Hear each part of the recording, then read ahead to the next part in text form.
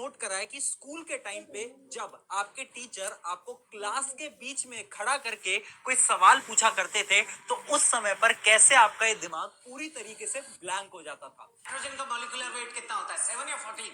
जल्दी बताओ, जल्दी। 14, 28 होता है गधे। हाँ, उस समय पर आपको उसका आंसर आता तो था, लेकिन फिर भी ऐसा क्यों होता था कि हर बार आप उस आंसर को सही तरीके से बता नहीं पाते थे। आपका दिमाग और आपका शरीर उस समय पर अचानक से फ्रीज हो जाता था। अब इसी चीज को फील कराने के लिए अभी मैं आपके साथ एक छोटी सी एक्टिविटी करना चाहता हूँ। अगर मैं आज आपसे पूछूं कि आपके बेस्ट फ्रेंड का नाम क्या है, तो आप में से हर एक इंसान 1 सेकंड के अंदर अपने बेस्ट फ्रेंड का नाम बता देगा। लेकिन वहीं पर ही अगर मैं आपसे ये बोलूं कि आपको उसी बेस्ट फ्रेंड की 3 क्वालिटीज के बारे में बताना है, तो आप में से 95% से ज्यादा लोग क्वालिटीज के बारे में बता ही नहीं पाएंगे। और जो बता पाएंगे ना, उनको थोड़ा सा टाइम चाहिए होगा सोचने के लिए। और अगर तुम बोलोगे भी ना, तो तुम बड़ा अटक अटक के बोलोगे। ऐसा क्यों हुआ? ऐसा इसलिए हुआ क्योंकि जब मैंने तुमसे एक रैंडम क्वेश्चन पूछा, तो ये तुम्हारा जो दिमाग है ना, ये प्रेशर में आ गया और तुम उसका आंसर सही तरीके से नहीं दे पाए। लेकिन वहीं पर ही अगर मैं आपको एक रियलिटी बताऊं, ये जितने भी बड़े बड़े बिजनेसमैन होते हैं या फिर पॉलिटिशियंस होते हैं, ये सब ना इस प्रॉब्लम को फेस नहीं करते। यानी जब भी उनसे कोई सवाल पूछा जाता है ना, तो उनके दिमाग से वो बहुत तेज सोच पाते हैं और उन सारे शब्दों को बहुत क्लियरली लोगों को बता भी पाते हैं। और अगर मैं तुम्हें ये बोलूं कि ये जो कला है ना, ये जो टेक्निक है, ये तुम भी सीख सकते हो। इस टेक्निक को सीखने के लिए तुम्हें बस 3 सिंपल स्टेप्स को जानना पड़ेगा, और वही सिंपल स्टेप्स आज मैं तुम्हें बताने वाला हूँ। The single most important gift in the world is the gift of communication. The greatest tool of influence all leaders have is communication. You cannot influence where you cannot communicate. It's impossible. So learning to communicate is a critical skill for any of you.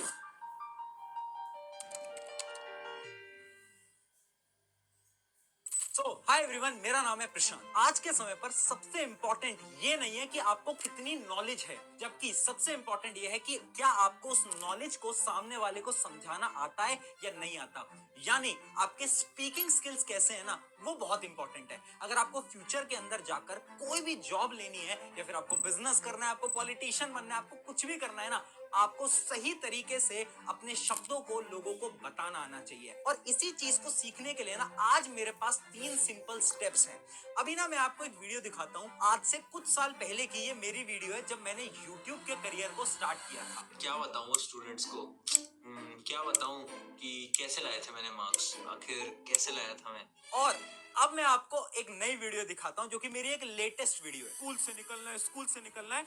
जिस दिन हम बड़े हुए और जब farewell का समय आया ना, हम सब सोच रहे थे यार थोड़ा समय और यहाँ पर रुक जाएंगे यार। अगर आपने दोनों वीडियो देखी होंगी तो आपको साफ फर्क दिखा होगा कि पहले कैसे मैं अटक अटक के बोला करता था। मेरा जो कॉन्फिडेंस था वो बहुत लो था, लेकिन आज के समय पर आप देख सकते हो कि कुछ सालों के अंदर मेरा कॉन्फिडेंस पहले के मुकाबले बहुत हाई हो गया है। अब इसका सीक्रेट क्या है? सीक्रेट बहुत सिंपल है। मैंने 3 प्रिंसिपल्स पे काम करा। वो तीनों प्रिंसिपल्स को समझने से पहले तुम्हें यह समझना पड़ेगा कि आखिर ऐसा क्यों होता है कि जब भी आपसे कोई अचानक से कोई सवाल पूछता है, तो ये जो दिमाग है ये फ्रीज क्यों हो जाता है। अब इसके पीछे ना एक सिंपल सी साइंस है। जब भी आपसे कोई सवाल पूछता है ना अचानक से, तो ये जो ब्रेन है ना, इसका एक ट्रिगर पॉइंट होता है, वो एक्टिव हो जाता है। ब्रेन को ऐसा लगने लगता है कि फियर वाली सिचुएशन है। फियर वाली सिचुएशन में ये जो ब्रेन है ना, इसकी जो मेमोरी होती है वो ओवरलोड हो जाती है। और जब मेमोरी ओवरलोड हो जाती है, तो आपके जो दिमाग के अंदर मल्टीपल थॉट्स आने लगते हैं। और जब मल्टीपल थॉट्स आते हैं ना, तो आप उसमें से एक थॉट को सेलेक्ट करके अच्छी तरीके से बोल नहीं पाते। इसी वजह से जब स्कूल के अंदर आपसे आपके टीचर अचानक से सवाल पूछा करते थे ना, तो आप कभी भी उसका सही तरीके से आंसर नहीं दे पाते थे। इसी चीज को हमें खत्म करने के लिए 3 प्रिंसिपल्स पे काम करना पड़ेगा। पहला है थिंकिंग स्पीड। यानी सबसे पहले हमें हमारी जो सोचने की क्षमता है ना, उसको तेज करना पड़ेगा। फिर आता है सेकंड, जो कि है स्ट्रक्चर। यानी थिंकिंग स्पीड बढ़ाने के बाद हमें बोलने के स्ट्रक्चर को इंप्रूव करना पड़ेगा। और थर्ड और सबसे इंपॉर्टेंट होता है डिलीवरी। यानी आप जब भी किसी से बात कर रहे हो, तो आपके हैंड मूवमेंट्स कैसे हैं, आपके आई मूवमेंट्स कैसे हैं, इनको आपको इंप्रूव करना पड़ेगा। अब एक एक करके इन तीनों लेवल पे बात करता हूँ डिटेल के अंदर। सबसे पहले हम स्टार्ट करते हैं थिंकिंग स्पीड को इंप्रूव करना, क्योंकि ये जो है ना, ये one of the important part है। अब अगर आपको अपनी थिंकिंग स्पीड को इंप्रूव करना है ना, तो आपको बेसिकली 3 स्टेप्स को फॉलो करना पड़ेगा। पहला स्टेप होता है 2 सेकंड क्लैरिटी पॉज। अब देखो, एक सिंपल सी प्रॉब्लम आपने फेस करी होगी, जब भी आपसे कोई सवाल पूछता है ना, और अगर आप बोलना स्टार्ट भी कर देते हो तो आप बहुत सारी चीजें ऐसी बोल देते हो जो कि आपको बोलनी नहीं चाहिए थी। अब ऐसा क्यों होता है? क्योंकि आपके दिमाग के अंदर बहुत सारे थॉट्स आते हैं और उन सारे थॉट्स को कंबाइन करके आप कुछ भी बोल देते हो जब भी आपसे कोई अचानक से सवाल पूछता है। इसका सोल्यूशन क्या है? इसके सोल्यूशन को समझाने के लिए मैं आपको दो पॉलिटिशियंस और बिजनेसमैन की वीडियोस दिखाता हूँ। If you can throw some light on the first era of your life. देखिए, वैसे तो सबको पता है मेरा जन्म गुजरात में, नॉर्थ गुजरात में है। We needed to be what I would call hardcore. And, in that case, the work is what I want to do. अगर आपने इन वीडियोस को ध्यान से देखा हो तो आपको पता चलेगा कि जब ये बात कर रहे हैं ना, जब भी इनसे कोई सामने वाला क्वेश्चन पूछ रहा है तो ये 2 सेकंड का पॉज ले रहे हैं और उसके बाद बोलना स्टार्ट कर रहे हैं, और इसी को हम बोलते हैं 2 सेकंड क्लैरिटी पॉज। यानी जब भी आपसे कोई सवाल पूछ रहा है ना, तो आपको 2 सेकंड रुकना है जवाब देने से पहले। अब इससे क्या होता है? इससे आपके जो दिमाग के अंदर इतने सारे थॉट्स है ना, उनमें से आपका दिमाग सही वाला थॉट को पकड़ता है और आपकी जुबान तक उस थॉट को लेकर आता है। अब ये चीज साइंटिफिकली प्रूवन भी है। पता है क्यों? क्योंकि आपके जो दिमाग की सोचने की रफ्तार है ना, ये बहुत तेज है और आपके बोलने की रफ्तार बहुत स्लो है। इसलिए आपको 2 सेकंड के लिए रुकना है जब भी आपसे कोई नया सवाल पूछे। अब यहाँ पर ना एक रिसर्च भी करी गई थी इसी चीज को प्रूव करने के लिए। उस रिसर्च के अंदर क्या करा था कि कुछ लोगों को 2 ग्रुप्स के अंदर डिवाइड कर दिया था। एक था ग्रुप ए और एक था ग्रुप बी। ए ग्रुप वालों को क्या बोला गया कि जब भी आपसे कोई सवाल पूछ रहा है ना, तो आपको फटाफट से आंसर देना है, पॉज नहीं लेना। जबकि बी ग्रुप वालों को ये बोला गया कि आपको पॉज लेना है 2 सेकंड का और फिर बोलना स्टार्ट करना है। और इस रिसर्च से पता चला कि वो जो ग्रुप बी वाले लोग थे ना, उनके स्पीकिंग स्किल्स बहुत अच्छे थे as compare to group A. अब बढ़ते हैं हमारे स्टेप नंबर 2 की तरफ, 3, 2, 1 रूल। अब इस रूल को समझने के लिए आपको पहले प्रॉब्लम समझनी पड़ेगी। आपने नोट करा है कि आपके दिमाग में ना, जब भी आपसे कोई सवाल पूछता है तो बहुत सारे थॉट्स आते हैं कि आप आंसर सही तरीके से बोल नहीं पाते, और जब आप बोलते हो ना तो आप बड़ा अटक अटक के बोलते हो। आपको यह समझ नहीं आता कि स्टार्ट कहां से करें, खत्म कहां से करें। एक एग्जांपल ले लेते हैं। अगर मैं आपसे अभी बोलूं कि स्पीच दो मुझे ऑन दी वर्ड ट्रेवल, तो आप में से 99% लोग सोच ही नहीं पाएंगे कि स्पीच स्टार्ट कहां से करें, खत्म कहां से करें। अब इसी का सोल्यूशन है 3, 2, 1 रूल। अब इस रूल को समझाता हूं इसी ट्रेवल वाले एग्जांपल के साथ। तो सबसे पहले ये 3, 2, 1 का पहला वर्ड क्या है? 3 यानी मुझे आपको बताने होंगे 3 पॉइंट्स या फिर 3 स्टेप्स। यानी ट्रेवल के बारे में 3 पॉइंट्स बता दो फटाफट से कि देखो, ट्रैवल जो होता है बहुत इंपॉर्टेंट होता है। क्यों? क्योंकि ट्रैवल से मुझे बहुत सारी चीजें सीखने को मिलती हैं। ट्रैवल से मैं नई नई लैंग्वेज सीख पाता हूँ, ट्रैवल से मैं नए नए लोगों से मिल पाता हूँ। तो सबसे पहले मैंने 3 चीजें बता दी ट्रैवल के ऊपर। फिर आता है पॉइंट नंबर 2 का मतलब होता है 2 टाइप्स।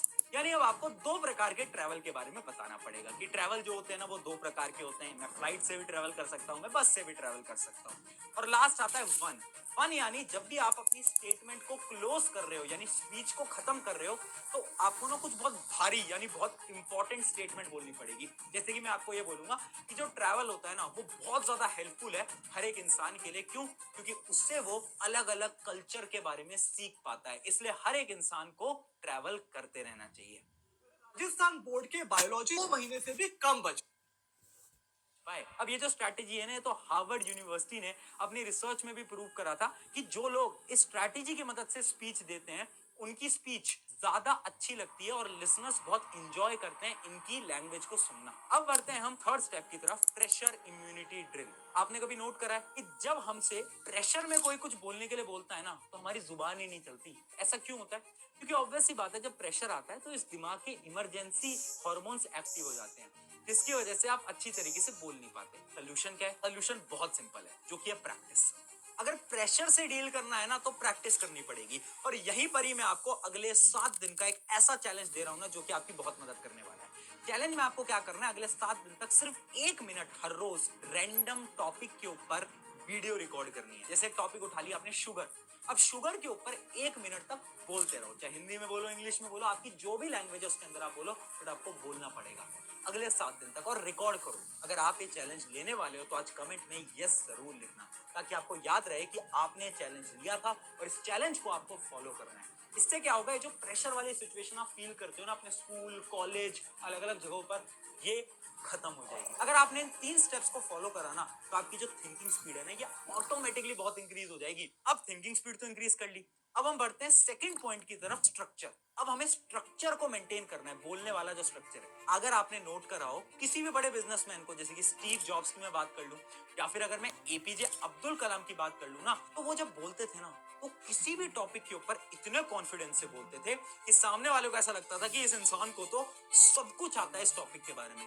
जबकि रियलिटी में अगर उनको उसके बारे में नहीं भी आता होगा ना, तो स्ट्रक्चर ऐसे बनाते थे कि सामने वाले को यही लगता था कि हाँ, इस इंसान को पूरा आता है। अब अगर आपको ऐसा ही स्ट्रक्चर बनाना है ना, तो आपको 2 सिंपल स्टेप्स को फॉलो करना पड़ेगा। सबसे पहला स्टेप है don't over explain, very important. बहुत सारे लोग क्या करते हैं ना, जब भी उनसे कोई सवाल पूछता है तो उसे ओवर एक्सप्लेन करने की कोशिश करता है। उसकी वजह से क्या होता है, जो सुन रहा है ना, वो बोर होने लगता है और उसका इंटरेस्ट आप में से लूज हो जाएगा। तो एक सिंपल सी स्ट्रैटेजी है जो कि साइंटिफिकली प्रूवन है। 2019 के अंदर रिसर्च करी गई थी और एक स्ट्रैटेजी निकाली जिसका नाम है PRE स्ट्रैटेजी। P का मतलब क्या है? P का मतलब है पॉइंट, R का मतलब है रीजन और E का मतलब है एग्जाम्पल। एक सिंपल से छोटे से एग्जाम्पल से समझाता हूँ। अगर मुझसे कोई पूछे कि मोबाइल एडिक्शन के बारे में आपके क्या विचार हैं, तो सबसे पहले मैं पॉइंट बताऊंगा कि मोबाइल एडिक्शन जो है वो बहुत बेकार है। मोबाइल एडिक्शन तो आजकल यूथ के अंदर बहुत ज्यादा फैल चुका है। पहले मैं पॉइंट बोलूंगा, फिर आएगा आर, फिर मैं रीजन दूंगा। रीजन के अंदर मैं बोलूंगा मोबाइल एडिक्शन क्यों बेकार है, क्योंकि इससे ना लोग अपने गोल से भटक रहे हैं, डिस्ट्रैक्टेड हो रहे हैं। और फिर मैं एक एग्जांपल दे दूंगा कि मेरा एक स्टूडेंट था जो कि डिस्ट्रैक्टेड हो गया था मोबाइल एडिक्शन की वजह से और वो अपने पाथ से भटक गया। यानी अगर आपसे कोई भी सवाल पूछ रहा, कोई भी सवाल हो इस दुनिया का, PRE, अगर आपने इस स्ट्रैटेजी को फॉलो करा ना, तो सामने वाले को ऐसा तो पक्का लगने वाला है कि आपको नॉलेज है उस सब्जेक्ट के बारे में। ये था स्टेप नंबर 1। फिर आता है step number 2, start strong and strong. समझाता हूँ।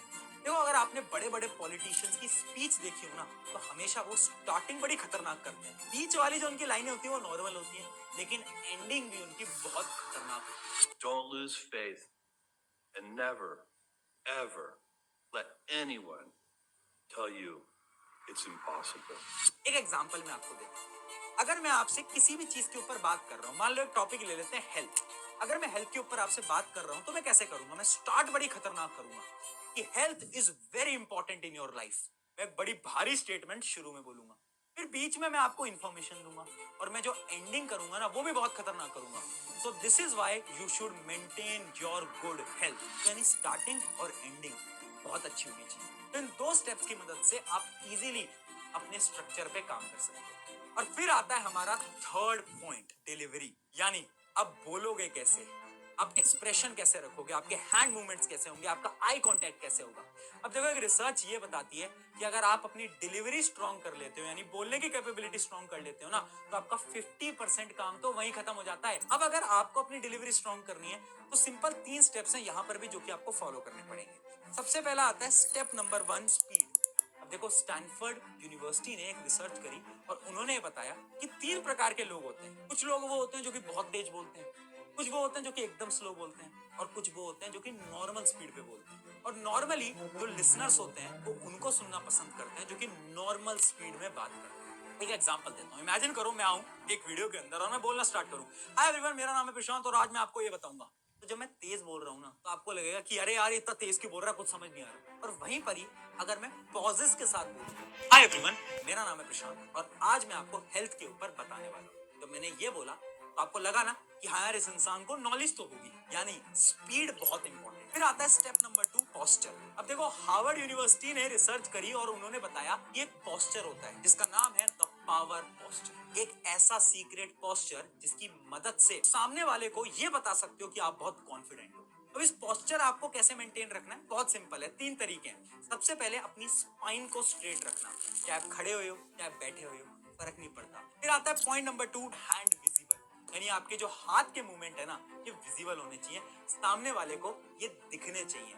अगर आप हाथ को ऐसे फोल्ड करके खड़े रहते हो ना, तो सामने वाले को आप में इंटरेस्ट नहीं आएगा, उसको लगेगा कि ये अंडर कॉन्फिडेंट है। और ना ही आपको हाथ को पीछे रखना है, अपने हैंड्स को आपको मूव करते रहना है। और फिर आता है थर्ड पॉइंट, फेस रिलैक्स्ड। यानी आपका जो फेस है ना, ये ज्यादा गुस्से में नहीं होना चाहिए, ये एकदम रिलैक्स रहना चाहिए। जब हमारा फेस रिलैक्स रहता है ना, तो जो लिसनर्स होते हैं उनको ये लगता है कि ये जो इंसान है ये कॉन्फिडेंट है और ये जो बता रहा है एकदम सही बता रहा हो। यानी अगर आप इस पूरे पोस्चर को मेंटेन करते हो तो आप भी पावर पोस्चर के अंदर आ जाओगे और लिसनर्स के ऊपर आपका जो इम्पैक्ट होगा वो बहुत बेहतरीन होने वाला है। और फिर आता है हमारा थर्ड स्टेप ऑफ डिलीवरी, जो कि सबसे इंपॉर्टेंट है, जो कि है आई कांटेक्ट। अब देखो, एक सिंपल सी रिसर्च करी गई जिसके अंदर एक स्पीकर को ये बोला गया कि सबसे पहले तो तुम राइट साइड में देख के बात करो ऑडियंस में, फिर आप लेफ्ट साइड में देख के बात करो, और फिर आप पहले लेफ्ट देखो, फिर आप राइट देखो, और फिर आप सेंटर में देखो। और पता है, जब लिसनर्स से पूछा गया तो हर एक लिसनर ने ये बताया कि जब उस स्पीकर ने